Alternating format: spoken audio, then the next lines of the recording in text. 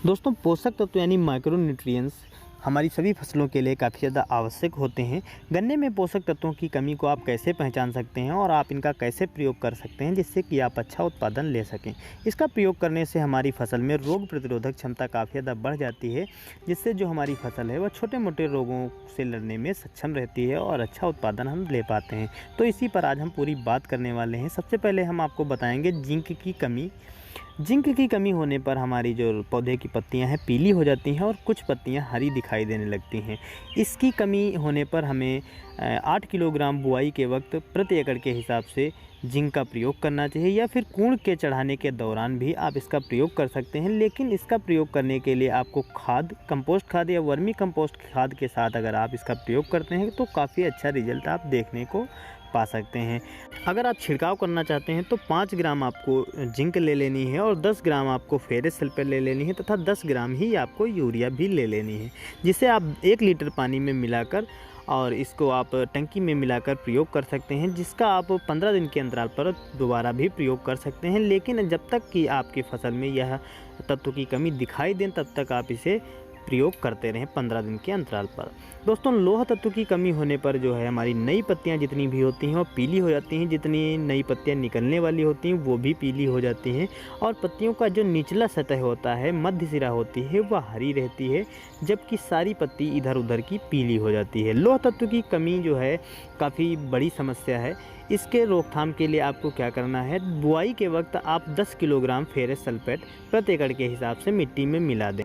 अगर आप इसे कंपोस्ट खाद या वर्मी कंपोस्ट खाद के साथ मिलाते हैं तो काफ़ी अच्छा आपको रिजल्ट देखने को मिलेगा। लेकिन अगर आप इसका छिड़काव करना चाहते हैं तो 10 ग्राम फेरस सल्फेट आपको ले लेनी है, 5 ग्राम आपको जिंक ले लेनी है और 10 ग्राम आपको यूरिया ले लेनी है। इसे भी आप 15 दिन के अंतराल पर छिड़काव कर सकते हैं जब तक कि आपकी फसल में ये लक्षण दिखाई दें।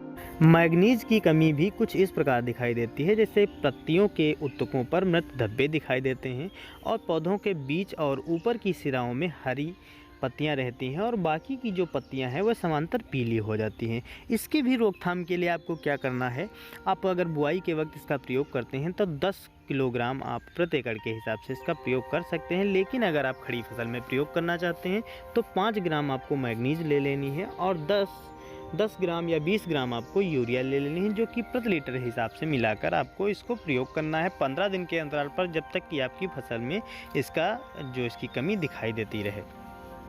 बोरोन की कमी भी कुछ इस प्रकार होती है। बोरोन की कमी होने पर हमारी फसल की बढ़वार रुक जाती है, बीज की जो पोरी होती है उसकी भी लंबाई कम हो जाती है, पौधा बौना हो जाता है, पत्तियां छोटी और पीली होकर बेकार हो जाती हैं तथा पौधे का भी विकास रुक जाता है। इसकी जो जड़ें होती हैं उनका भी विकास रुक जाता है। शुरुआती अवस्था में जो पत्तियां हैं उनके भाग पीले हो जाते हैं और उसका रंग धीरे धीरे तांबे की तरह पीला होकर के काला हो जाता है।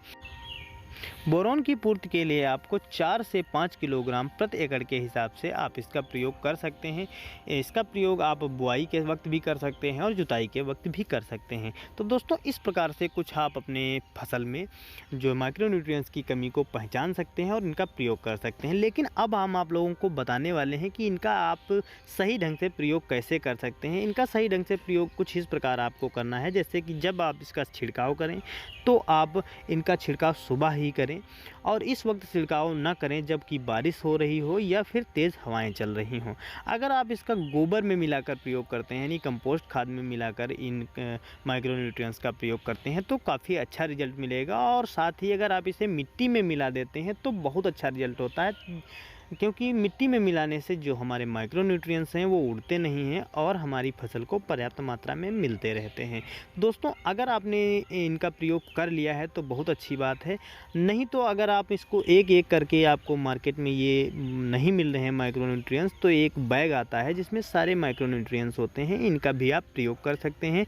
अगर आपने बुआई के वक्त नहीं किया है तो सिंचाई के दौरान भी आप कर सकते हैं। भरे पानी में भी आप इसे किसी भी ये खाद के साथ भी मिलाकर प्रयोग कर सकते हैं। अगर आप यूरिया के साथ मिलाकर प्रयोग करना चाहते हैं तो 10 किलोग्राम और 5 किलोग्राम वाला जो बैग आता है माइक्रोन्यूट्रिएंट्स का, उसको आप में मिलाकर इसका प्रयोग कर सकते हैं। अगर आप पोटास के साथ प्रयोग करना चाहते हैं तो आप इसे 20 किलोग्राम आपको पोटास ले लेनी है प्रति एकड़ के हिसाब से, और आपको 5 किलोग्राम वाला माइक्रोन्यूट्रिएंट्स ले लेना है, इसके साथ भी मिला सकते हैं, और एनपीके के साथ भी मिलाकर आप इसका प्रयोग कर सकते हैं, जो कि आप पहली, दूसरी, तीसरी सिंचाई तक इसका प्रयोग कर सकते हैं। और अगर आपने इसको बुआई के वक्त प्रयोग कर लिया है तो बहुत अच्छी बात है। तो इस प्रकार से आप माइक्रोन्यूट्रिएंट्स का प्रयोग कर सकते हैं। दोस्तों वीडियो पसंद आया तो लाइक करें। धन्यवाद।